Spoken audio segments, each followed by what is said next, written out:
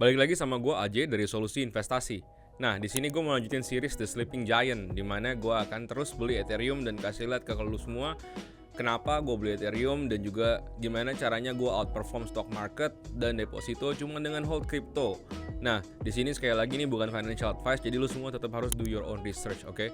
Nah, nama gue AJ, sedikit background dari gue udah main crypto dari 2016 sih guys. Jadi ini udah cukup lah menurut gue, cukup ada ya jatuh bangun lah di dunia crypto ini. Nah, gue tuh bukan trader profesional ataupun developer handal ya. Jadi gue tuh lebih kayak orang biasa lah. Kalau gue bisa lakuin ini, lu semua juga pasti bisa. Gue juga menurut gue bukan investor yang luar biasa banget lah. Tapi menurut gue udah berhasil mendapatkan keuntungan yang cukup dari kripto dengan cara yang gak mikir sama sekali. Cuman beli, hold. Kesuksesan orang itu menurut gue didapat dengan cara yang beda-beda. Buat gue, kripto itu adalah jalannya. Belum tentu buat lu, tapi ini buat gue. Menurut gue sih belum sukses-sukses yang kayak gimana ya. Gue gak punya McLaren yang bisa gue show off. Gue gak punya sport car gitu. Gue cuman punya beberapa bisnis lokal, cafe, perusahaan yang memberikan passive income nih buat gue. Jadi gue bisa tidur, gue bisa bikin konten, dan gue tetap dapat bulanan yang lebih banyak daripada kerjaan 9 to 5 gue yang dulu. Nah, dulu tuh gue kerja di Amerika, gaji gue sekitar $4.000 per bulan. Ini sekitar 7 tahun lalu. Kalau di sekarang didolarin mungkin 65 juta lah per bulan. Dan menurut gue comfortable lah sekarang dengan penghasilan gue di atas itu, yang menurut gue bisa didapatkan dengan cara ya yang kayak begini. Yang menurut gue kalian juga bisa lakukan gitu kan. Nah, menurut gue sih kalau misalnya lu penggambar yang jago nih, lu tuh wah jago banget lah, lu ngelukis chart, lu ngerti financial technical analysis, lu ngerti fundamental analysis. Yang ini dulu tuh gue pakai karena memang gue sebenarnya backgroundnya dari finance, gue dari accounting. Dulu gue kerjanya ngeliatin saham Amerika, dan sekarang menurut gue saham Indo juga pernah gue mainin. Cuman tetep ya menurut gue hold crypto ini yang no brainer strategi, dan ini works gitu. Apalagi kalau ini di bull market yang lu udah akum dari bear market sebelumnya. Menurut gue yang paling gampang lu lakuin itu lu stay true kepada prinsip lu gitu kan.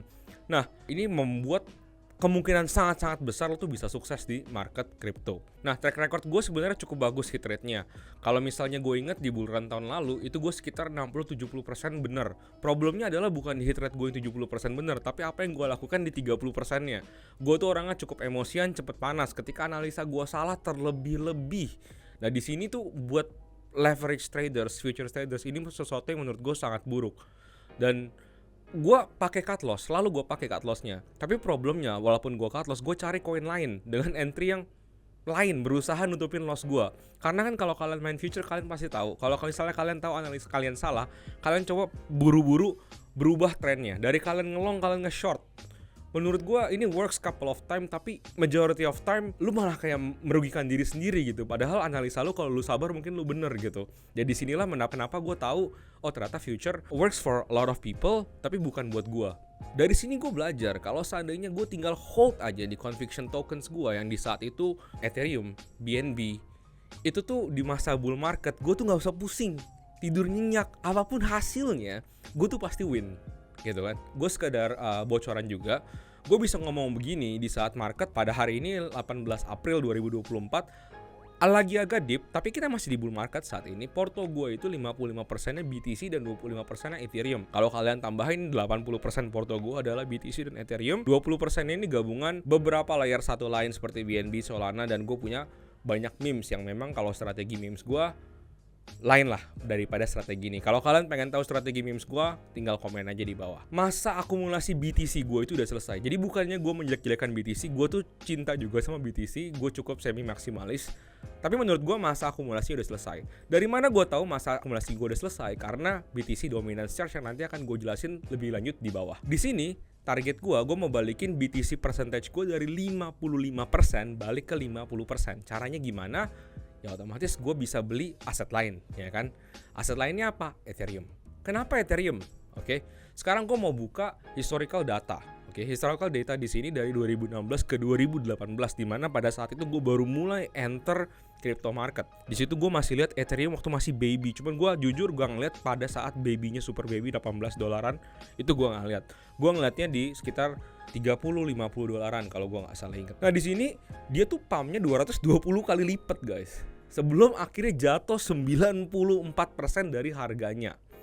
Dari sisi teknologi ini nggak ada yang salah ya. Revolutionary project. menurut gua. Saat itu juga itu fork dari Ethereum klasik ya, zamannya Vitalik di 2016-2017, dan menurut gua drop ini yang signifikan ini terjadi karena masih banyak BTC maksimalis yang zaman dulu ngenye atau misalnya FUD tentang Ethereum sendiri. Kenapa Ethereum di FUD ya? Karena mungkin mereka nggak suka ada project yang bisa lu bikin project lain on top of this project gitu kan.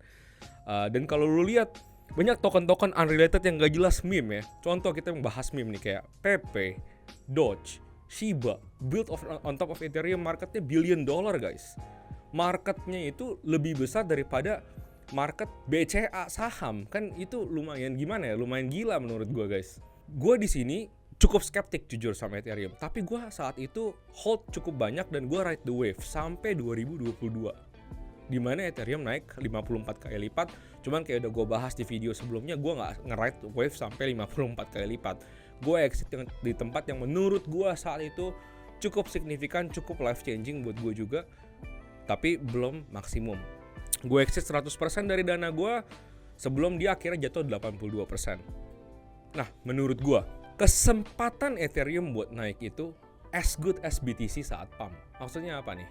Ini cuma pendapat pribadi gue sekali lagi. Jadi di sini gue tuh melihat mau coba leveraging position gue, berapa persen yang dari big porto gue ini, yang tadi dari BTC yang sangat-sangat menurut gue tahan banting, dengan harapan Ethereum ini tuh mendapatkan gain yang lebih dari BTC, ya kan? Nextnya kenapa Ethereum? Karena Ethereum ini punya event secara pasar ya, mengekor dari Bitcoin, walaupun timingnya beda. Jadi kuncinya di sini, timingnya tuh beda. Kalau misalnya contoh di 15 April lalu ETF spot yang Hong Kong itu sudah di-approve. Itu untuk BTC dan Ethereum. Ya kan? Kita belum lihat of course dampaknya yang langsung. Cuman kan ke depannya the big money bukan lagi mungkin dari West tapi adalah coming dari East di situ. Dan di sini gue cukup bullish makanya di Ethereum dan juga project-project layer 2 di Ethereum sendiri. Contoh kayak Optimism, kayak Arbitrum dan juga Manta.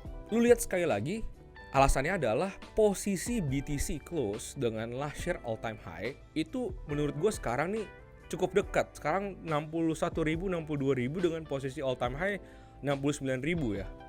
Selling pressure-nya padahal cukup gede tapi BTC price-nya tetap stagnan. Ini kan karena apa? Dibantu dengan pembelian ETF yang terus-terus terjadi. Walaupun di 3 hari kebelakangan ini kita ada net outflow ya daripada BTC tersebut. Sedangkan kalau lo lihat Ethereum ini masih jauh banget dari ATH-nya di last bull run. Posisi saat ini menurut gua, misalnya gua masuk nih ya, dan dia naik ke ATH-nya, dia balik aja gua udah naik 60%. 60%. Signifikan banget dibanding BTC kalau dia naik ke ATH-nya tahun lalu, which is cuma 15, nggak nyampe 15% menurut gua. Nah, next reason, alt season ya. Alt season itu adalah yang ditunggu-tunggu sama semua degen.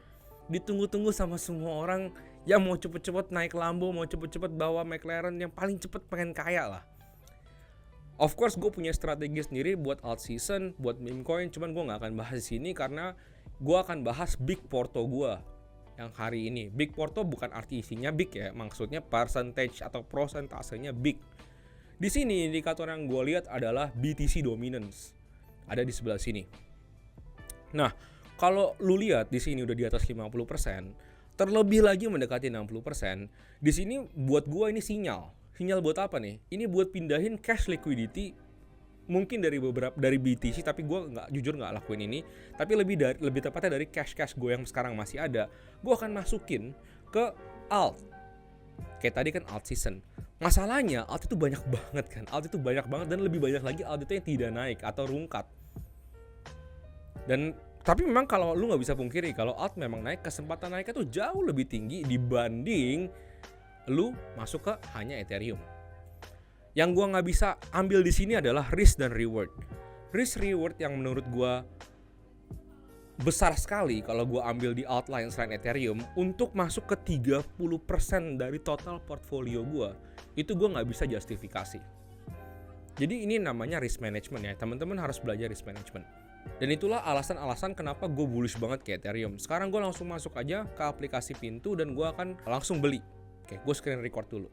Oke, ini gue udah masuk ke aplikasi Pintu dan di sini nanti kalau misalnya lo lihat di episode sebelumnya, ini memang balance-nya berubah ya karena gue udah mulai pindahin Bitcoin yang ada di sini masuk ke hard wallet. Kenapa Kenapa kayak gitu ya nanti gue akan jelasin lagi lah. Tapi intinya menurut gue lebih bagus lu pakai Bitcoin lo di hard wallet atau lu anakin Bitcoin lo. Gimana caranya nanti gue akan jelasin. Oke, next gue langsung aja mau beli. Ini sekarang posisinya adalah Ethereum di harga 49.400.000 ya, dia turun lagi. Nah menurut gue ini harga yang cukup bagus. Coba gue cek dulu apakah gue punya balance-nya. 43 gue kurang. Oke, gue akan jual beberapa USDT gue dulu. Cara jualnya sekalian tutorial aja. Cara jualnya gampang banget, lo tinggal klik Tether di sini. Ini gue sell. Nggak perlu semuanya, kayaknya 25% udah cukup. 25% gue jual $500 ke 8 juta. Ini sekali lagi ya, ini lu bisa lihat di sini harga USD 16.200. Menurut gue ini udah kacau banget ya harganya. Ini salah satu kenapa lu hold di BTC itu lebih bagus dibanding lu hold rupiah selamanya. Ini kacau banget. Nah ini gue langsung gue sell. Oke. Code-nya berubah guys. Oke, you have sold 500 Tether. Udah berhasil. Sekarang gue mau beli Ethereum. Gue bisa pencet buy. Lalu gue pencet sesuai dengan, lu bisa pilih limit, lu pilih instan. Gue pilihnya instan aja. Gue mau beli 100%. Oke. Sekarang gue mau beli 1,03 Ethereum. Gue buy. Oke, successfully. Sekarang di sini di balance gue udah punya 2 Ethereum. Ini USDT. Nanti portfolionya kedepannya gue akan benerin ya. Jadi ini cuma ada Ethereum aja supaya tujuannya teman-teman bisa sama-sama sama gue. Kita kalau ada kesempatan yang bagus buat buy, kita akan buy bareng-bareng.